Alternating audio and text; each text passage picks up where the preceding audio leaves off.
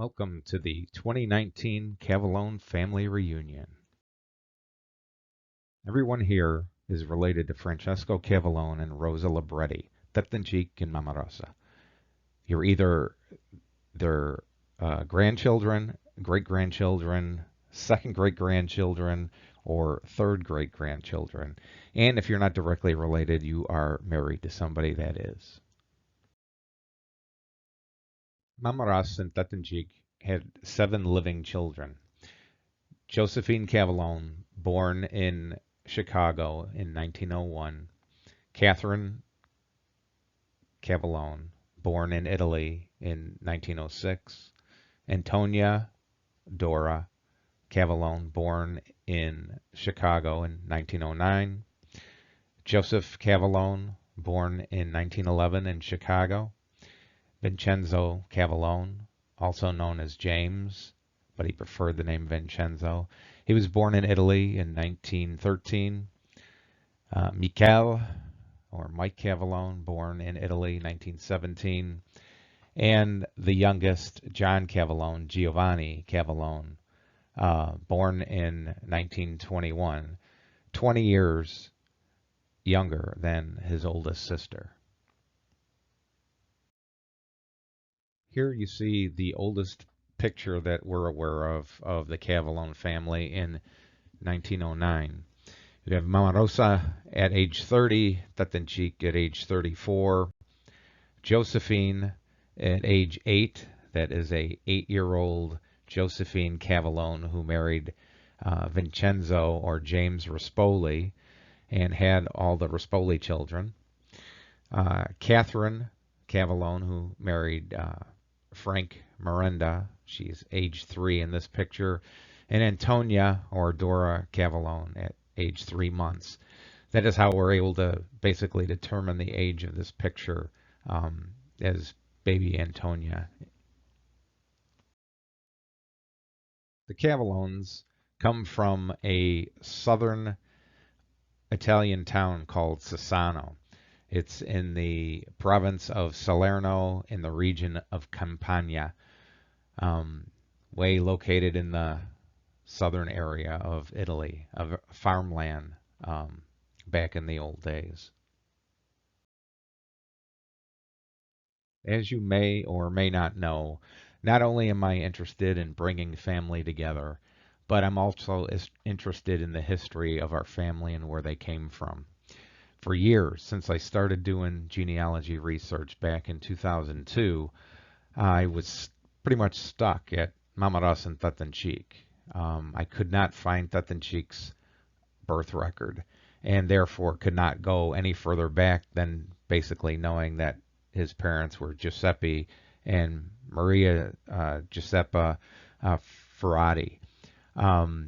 Then, about a year ago in 2018, I came across the Sassano project that is put together by my friend Peter Barbella. Peter had traveled a few years ago to his homeland of Sassano. He has roots in Sassano as well as the Cavallones. And he was able to obtain variety of church records that go back to the mid-1600s.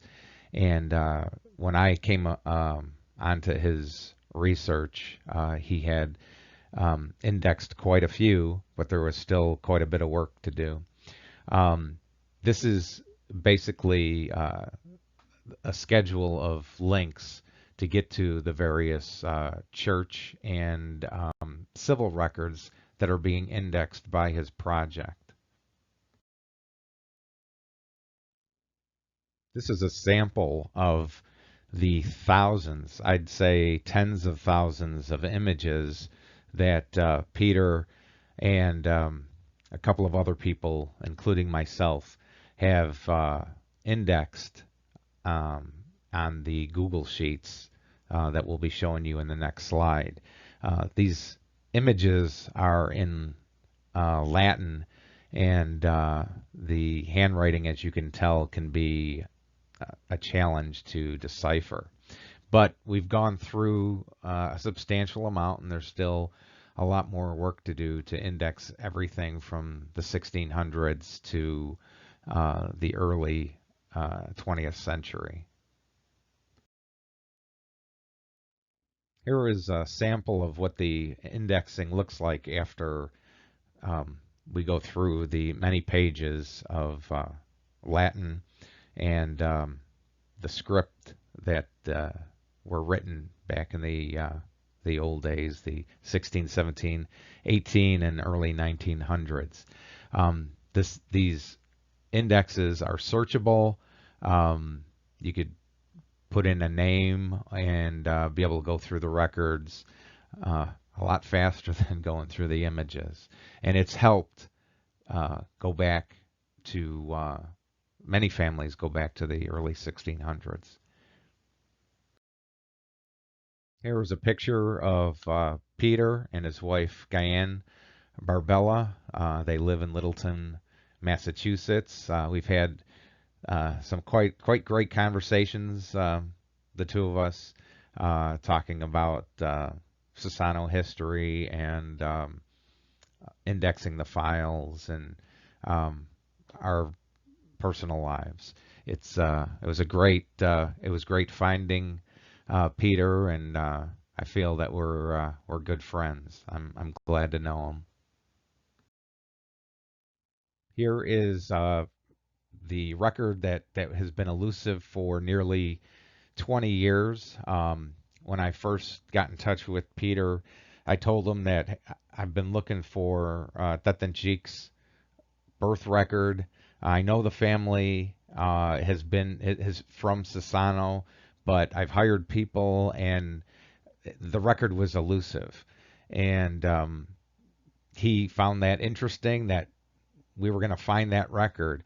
So he contacted some people that he knows, and sure enough, Tatanchik, though his family is from Sassano for centuries, his father Giuseppe moved to a town about 30 miles south of Sassano, married Maria Giuseppe Friati, and gave birth to a couple of children in Vibonati. One of those children was Francesco. And one thing that I got to tell you about the Vibonati records, they're scarce. They're not like the Sassano records, where for the most part, I'd say 90% of the Sassano records are still available, able to be photographed. The Vibonati records, you could see records from 1866, nothing for 1867, 68, 69. 1874 is missing. 1875, his birth year is there. 1876, 1877, the records aren't there.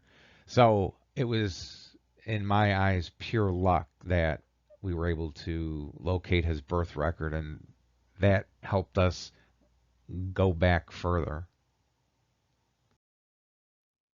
With the photographs of um, everything he has obtained, all the church records that go back to the mid 1600s, I was able to trace the Cavallone family back to this 1672 marriage record of Giovanni Antonio Cavallone and Vittoria de Rajo. Um, it's a year ago I never thought I would get past um, Giuseppe, Francesco's father, knowing who our relatives are, and what transpired in the last 12 months to me is absolutely amazing. Going back to the mid 1600s, this record is very special to me. Now, Mama Ras and Tatanchik were not the only Sassanese to settle in the Chicago area of 48th and Federal Street. There's probably a 3 to 4 block stretch on Federal Street that the late 1800s, early 1900s the Sassanese basically took over that area.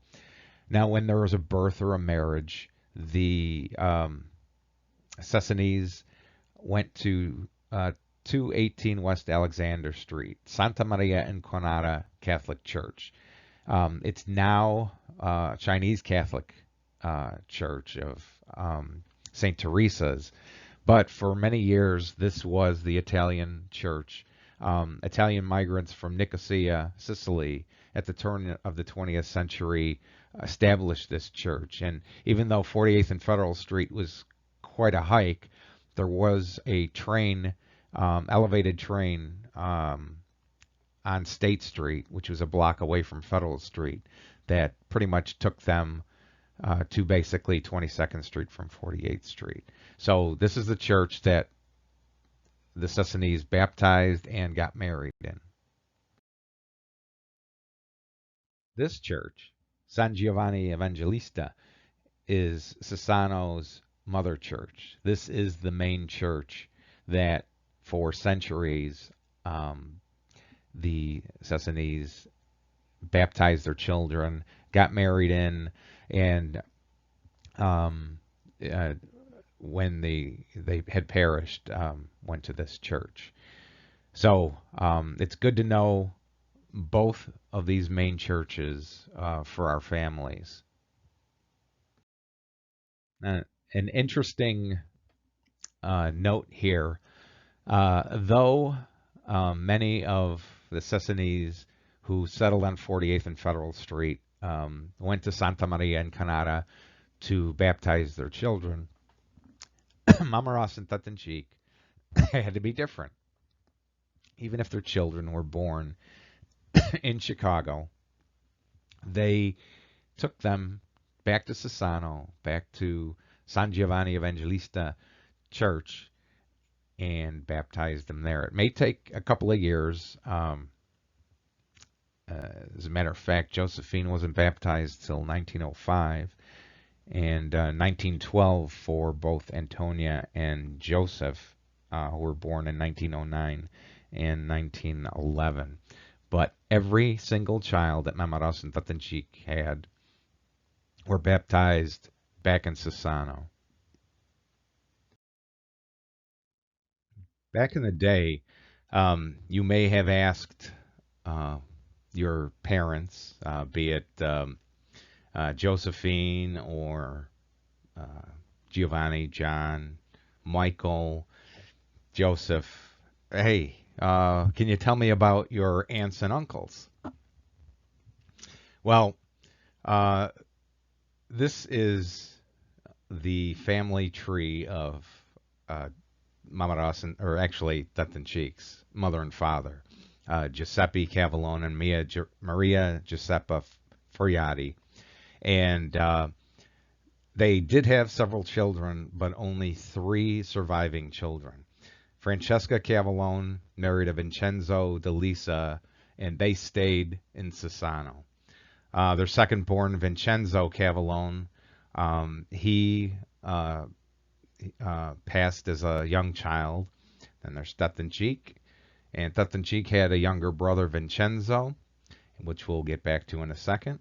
Anna Maria Cavallone, Giovanni, Antonio, and another Anna Maria passed away as infants.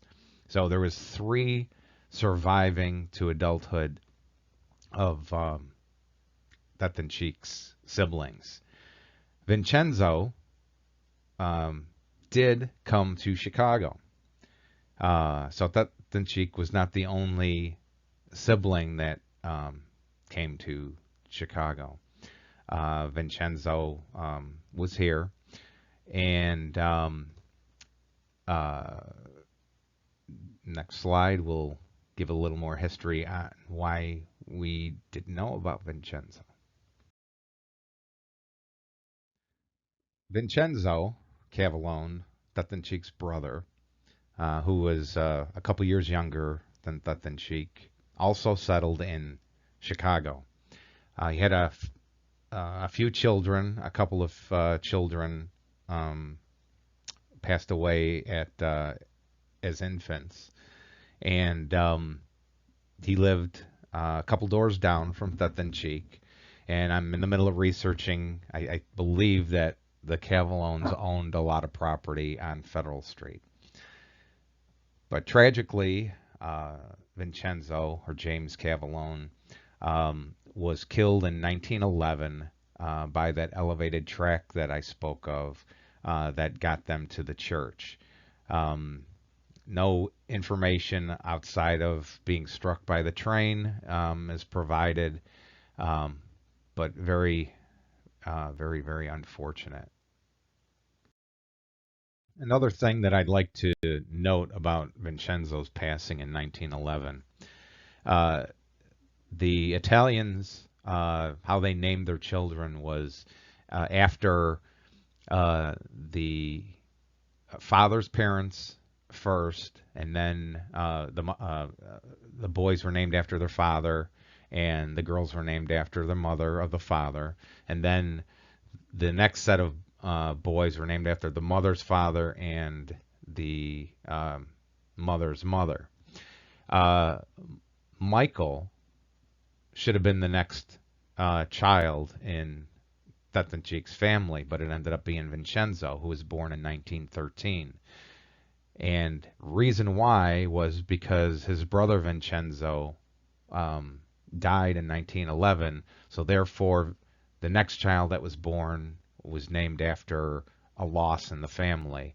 And then, as you see, Michael was the next named child born in 1917. Right here is a picture of two of Vincenzo's children who survived.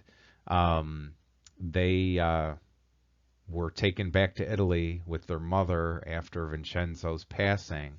And as teenagers, young teenagers, they wanted to come back to the United States, and they did. They settled in Jersey City, New Jersey. So I'm sure that there are some descendants of Vincenzo living in the New York, New Jersey area right now, and it'd be wonderful to get in touch with them. I would like to take a moment to remember those family members that we lost since the 2003 family reunion. Um, so I'd just like to take a moment to remember family.